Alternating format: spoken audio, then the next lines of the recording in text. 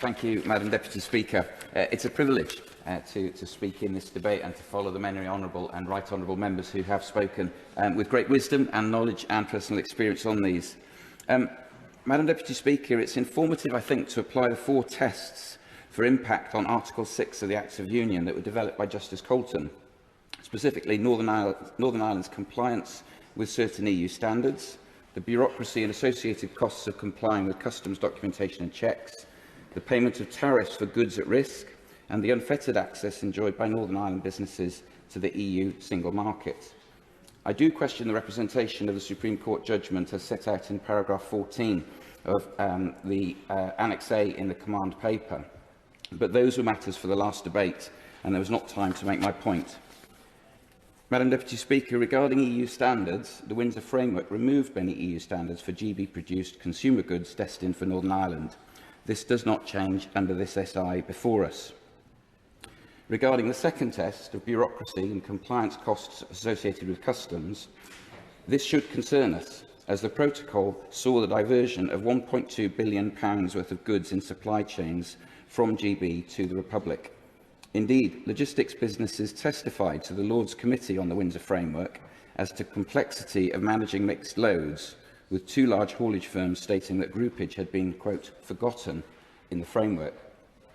There's also been expert analysis suggesting that 75% of output in non-exempted manufacturing sectors, including electronics, engineering and chemicals, come from firms with turnover above 2 million, which will see, therefore, their GB supply chains stuck in the red lane or diverted abroad.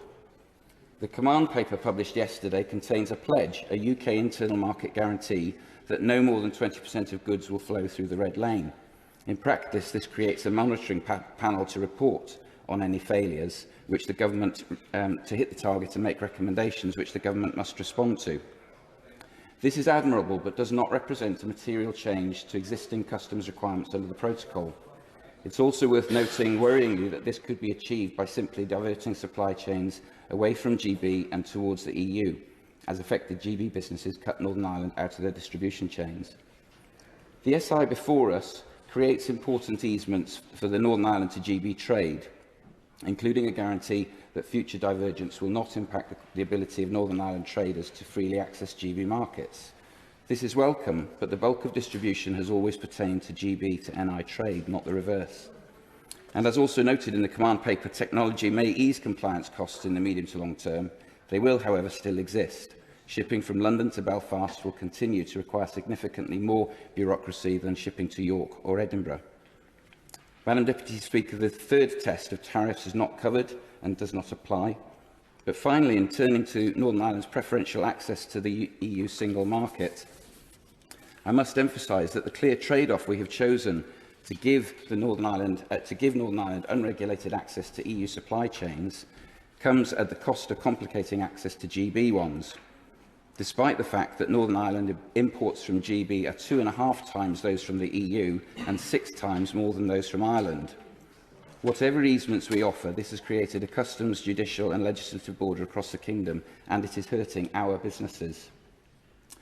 That Northern Ireland continues to have preferential access to the EU single market is unarguable, but this should not be misunderstood. And again, I find this final test informative. In conclusion, Madam Deputy Speaker, nothing I say here today is intended to diminish the achievement of the deal when it comes to material gain for Northern Ireland. I welcome the elements within it which offer, undoubtedly, increased safeguards for the Union.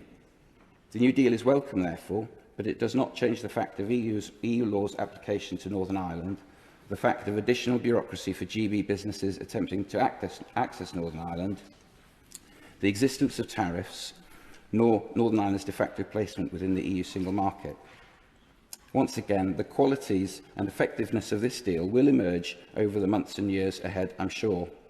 And through the scrutiny that must come from this place in those months and years ahead, I will continue to offer my support.